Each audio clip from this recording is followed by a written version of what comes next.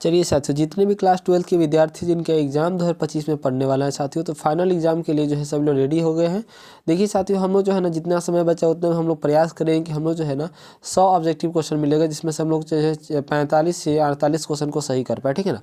तो उसके लिए क्लासेस मैंने सभी जो है स्टार्ट कर दिया है साथियों। देखिए इसमें आप सभी को पता होगा कि आज क्या क्लास जो हिस्ट्री का होने वाला है, तो हिस्ट्री में आपको 100 प्रश्न मिलेंगे, जिसमें से 50 प्रश्नों का उत्तर देना होता है, ठीक है ना। तो हम प्रयास करेंगे कि सभी क्वेश्चनों को याद कर ले, ठीक है ना।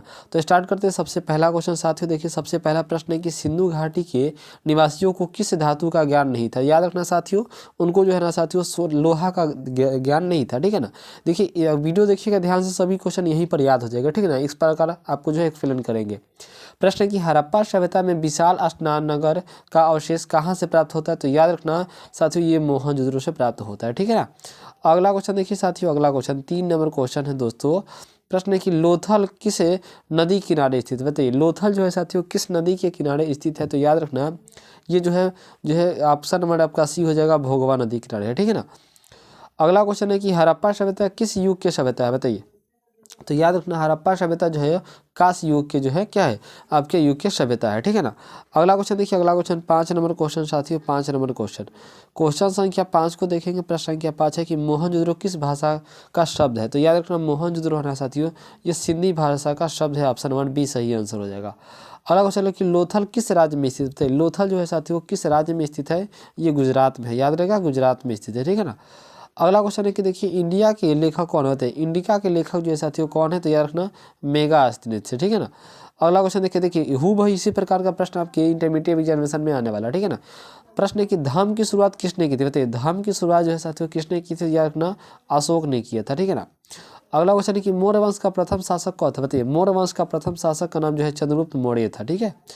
अगला क्वेश्चन है कि गुप्त काल में कौन से चीनी यात्री भारत आया था। बताइए गुप्त काल में कौन चीनी यात्री जो है साथियों, चीनी यात्री भारत आया था। तो याद रखना वो आया था फाहियान। कौन आया था, फाहियान आया था। ऑप्शन 1 बी हो जाएगा। अगला क्वेश्चन है कि पाटलिपुत्र की स्थापना किसने की। बताइए पाटलिपुत्र की स्थापना याद रखना उदयन ने किया था, ठीक है ना। क्वेश्चन है कि महाभारत का युद्ध कितने दिनों तक चला था। बताइए महाभारत का युद्ध जो साथियों था वो 18 दिनों तक चला था। याद रखना। प्रश्न है कि महाभारत के रचनाकार कौन है। तो याद रखना महाभारत के रचनाकार वेद व्यास है, ठीक है ना। अगला क्वेश्चन देखो साथियों, अगला क्वेश्चन है कि ऋग्वेदिक कालीन लोग किसकी पूजा करते थे। बताइए तो किसकी पूजा करते थे। याद रखना प्रकृति की पूजा करते थे, ठीक है ना। प्रश्न है कि जो है सांची किस राज्य में स्थित है। बताइए सांची जो है साथियों किस राज्य में है। तो याद रखना मध्य प्रदेश में, ठीक है ना। प्रश्न है कि गौतम बुद्ध का जन्म स्थान कहाँ है। बताइए गौतम बुद्ध का जन्म स्थान याद रखना कपिल वस्तु में है। कहाँ है, कपिल वस्तु में, ठीक है। क्वेश्चन है कि पुराणों की संख्या कितनी है। बताइए पुराणों की संख्या याद रखना दोस्तों 18 है, ठीक है। क्वेश्चन है कि हीनयान और महायान का संबंध किस धर्म से है। बताइए तो किस धर्म से है। तो याद रखना बौद्ध धर्म से साथियों, ठीक है ना। क्वेश्चन है कि प्रथम बौद्ध संगीति किस शासन के काल में हुई थी। तो याद रखना ये हुआ था साथियों आजाद शत्रु के शासन काल में, ठीक है ना। अगला क्वेश्चन देखिए 20 नंबर क्वेश्चन साथियों की नाथ मुनि का संबंध है किससे संबंध था। बताइए नाथ मुनि का याद रखना ये बौद्ध धर्म से संबंध था, ठीक है ना। अगला क्वेश्चन है अगला क्वेश्चन साथियों देखेंगे ध्यान से सभी लोग कि तंबाकू का सेवन सर्वप्रथम किस मुगल सम्राट ने किया था। तो तंबाकू का सेवन याद रखना अकबर ने किया था सबसे पहले, ठीक है ना। क्वेश्चन है कि आइन ए अकबरी कितने भागों में विभक्त है। बताइए कितने भागों में विभक्त है। तो याद रखना 5 भागों में साथियों विभक्त है। क्वेश्चन है कि अकबरनामा के अनुवादन कौन थे। बताइए अकबरनामा के जो है साथियों अनुवादन जो थे वो कौन थे। याद रखना ये इनमें से सभी हो जाएगा कि बेवरीज भी थे, जैरेट भी है और ब्लैकमैन भी थे, ठीक है ना। अगला क्वेश्चन 24 नंबर प्रश्न है कि फतेहपुर की सिकरी को किसने राजधानी बनाया। बताइए फतेहपुर की सिकरी को किसने जो है साथियों राजधानी बनाया। तो याद रखना ये बनाया था अकबर ने, ठीक है ना। क्वेश्चन है कि अकबर ने दिन ए इलाही कब शुरू की। बताइए तो अकबर ने दिन ए इलाही जो है साथियों याद रखना ये 62 में भी नहीं किया था, 64 में भी नहीं, 79 में भी नहीं। ऑप्शन नंबर डी हो जाएगा इनमें से कोई नहीं, ठीक है। क्वेश्चन है कि अकबर का संरक्षण कौन था। बताइए अकबर का संरक्षण कौन था। याद रखना बैरम खान था, ठीक है, बैरम खान। अगला क्वेश्चन है कि भारत में मुगल वंश की स्थापना किसने की। बताइए भारत में मुगल वंश की स्थापना जो है बाबर ने किया था, ठीक है। क्वेश्चन अगला कि ताजमहल किस नदी के किनारे स्थित है। तो ताजमहल किस नदी किनारे स्थित है, यमुना के नदी के, ठीक है ना। अगला क्वेश्चन है कि गोपुरम का संबंध है। बताइए गोपुरम का जो है संबंध किससे है। याद रखना साथियों यह है मंदिर से, ठीक है ना। क्वेश्चन है कि रूस में भारत विदा का जनक किसे कहा जाता है, बताइए। रूस में जो है साथियों, रूस में भारत विदा का जनक किसे कहा जाता है, तो याद रखना ये J.S. लिविदेव को कहते हैं, J.S. लिविदेव को, ठीक है ना। क्वेश्चन है कि निम्न में महिला संत कौन थी, बताइए। निम्न में जो है इनमें से महिला संत कौन थी, तो याद रखना देखिए मीरा भी थी, अंडाल भी थी और कराइकल भी थी, यानी ऑप्शन नंबर डी, यानी कि तीनों जो थे वो क्या थी, महिला संत थी, ठीक है ना। अगला क्वेश्चन है कि महाराष्ट्र के संत कौन नहीं थे, बताइए। महाराष्ट्र के संत कौन नहीं थे, याद रखना चैतन्य नहीं थे, ठीक है, बाकी सब लोग थे, ठीक है इसमें। अगला क्वेश्चन देखिए, प्रश्न है कि तलवंडी किसका जन्म स्थान है, तलवंडी जो है साथियों किसका जन्म स्थान है, तो याद रखना नानक का, ठीक है। अगला क्वेश्चन है निम्नलिखित में कौन जो है विष्णु को अपना पति मानती थी, बताइए। कौन जो है साथियों विष्णु को, सॉरी गलती से पढ़ दी, विष्णु को अपना पति मानती थी, तो विष्णु को पति कौन थे, अंडाल मानती थी, ऑप्शन नंबर बी हो जाएगा, ठीक है। चलिए दोस्तों, अगला क्वेश्चन है कि विलियम हॉकिंस किस शासन के काल में भारत आया था, बताइए।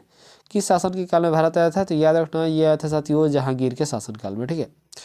अगला क्वेश्चन है कि इब्न बतूता ने अपनी यात्रा का विवरण किस भाषा में लिखा था, बताइए। किस भाषा में लिखा था दोस्तों, याद रखना अरबी में लिखा था, ठीक है ना।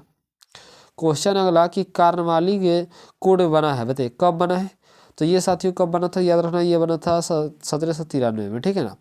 अगला क्वेश्चन है कि महालवाड़ी बंदोबस्त किसके द्वारा लागू किया गया था, बताइए।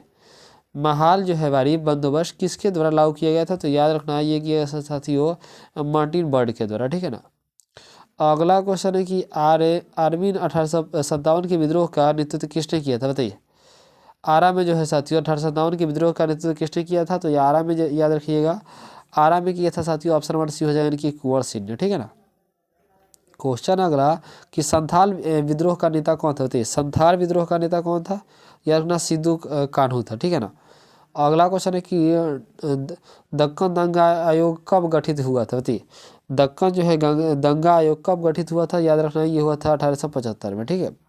क्वेश्चन है कि 1857 द ग्रेट रिबेल्स का नामक पुस्तक के लेखक कौन थे, तो साथियों याद रखना ये थे अशोक मेहता थे, ऑप्शन नंबर बी हो जाएगा अशोक मेहता, ठीक है। अगला क्वेश्चन देखिए साथियों, अगला क्वेश्चन प्रश्न की अवध में 1857 के विद्रोह का नेतृत्व किसने किया था, तो याद रखना वो किया था बेगम हजरत महल ने, बेगम हजरत महल ने किया था, ठीक है ना। अगला क्वेश्चन है कि 1857 के विद्रोह के दमन के बाद कौन क्रांतिकारी नेता नेपाल गया, बताइए थी। कौन गया था, तो याद रखना दोनों ने, यानी कि नाना साहब और बेगम हजरत दोनों ने गया था, ठीक है ना, दोनों गए थे। पुर्तगालियों ने गोवा पर कब अधिकार किया, बताइए। पुर्तगालियों ने गोवा पर याद रखना 1510 में अधिकार किया, ठीक है ना।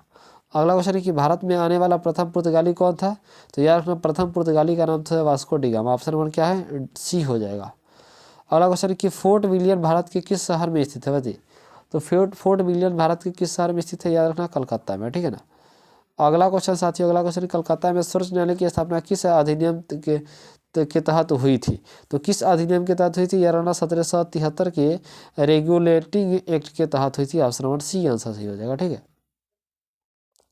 अगला क्वेश्चन है कि चौल इमारतें किस शहर की प्रमुख विशेषता है, तो किसकी विशेषता याद रखना, बम्बई की, ठीक है ना। अगला क्वेश्चन देखो, अगला क्वेश्चन है कि महात्मा गांधी का जन्म कब हुआ था, तो साथियों याद रखना महात्मा गांधी का जन्म जो है ऑप्शन नंबर सी 2 अक्टूबर 1869 में हुआ था, ठीक है ना। देखिए इस जो है सेट में साथियों हम लोगों ने 50 क्वेश्चन को किया, ठीक है ना, 50 क्वेश्चन को किया। इसका नोट्स चाहिए साथियों तो आप हमको मैसेज कर सकते हैं, आपको जो है ना एक पेज का नोट्स दे देंगे बिल्कुल, ठीक है ना। छप रहा है साथियों, एक पेज में जो है मान लीजिए कि हिस्ट्री हो जाएगा, जिसको आप ले भी जा सकते हैं, याद भी कर सकते हैं, ठीक है। तो मिलते हैं नेक्स्ट क्लास में, सभी को जय हिंद।